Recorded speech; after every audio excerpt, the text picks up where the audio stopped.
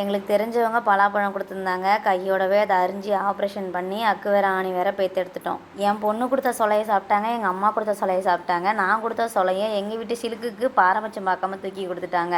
நீங்கள் கொடுக்குற சொலை என் வயிற்றுக்கு எந்த மூளைக்கு? நீங்கள் சாக்க கொடுங்க, நான் பார்த்துக்கிறேன்னு சாக்க பிடிச்சி எடுத்துகிட்டு இருக்குது.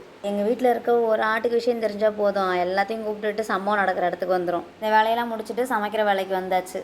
நம்ம வீட்டில் சமைக்கிறதுக்கு ஏதோ ஒரு பொருள் இல்லைன்னா உடனே ஃபோன் பண்ணி ஏங்க இந்த பொருள் இல்லை வாங்கிட்டு வாங்க, இது இருந்தால் தான் சமைக்க முடியும் அப்படின்னு சொல்கிறது.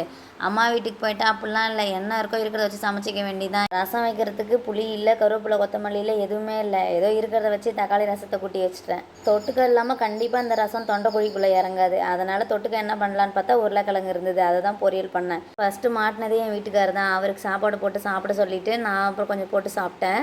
டேஸ்ட்டெல்லாம் ஒன்றும் பிரச்சனை கிடையாது, நல்லா தான் இருந்துச்சு. ஆனால் சமைக்க சொன்னவங்க தான் சாப்பிடவே இல்லை, கொலை கிளம்பி போயிட்டாங்க கொடியேற்றுறதுக்காக. போகிறவங்க சும்மா போகக்கூடாதுன்னு இருக்கிற வண்டு சிண்டெல்லாம் அள்ளி போட்டுட்டு போயிருந்துருக்காங்க. அதுங்க போயிட்டு எனக்கு பசிக்குதுன்னு படாப்படுத்தி எடுத்துருச்சுங்க. வந்த வேகத்திலேயே கட்டு உருட்ட ஆரம்பிச்சிட்டாங்க. என்னங்கன்னு கேட்டால் சுண்டெலி அப்படின்னாங்க. அந்த எலி டெக்னிக்கான எலி போல், கட்டு உருட்டும் போது கட்டுக்கூடியே ஓடுது.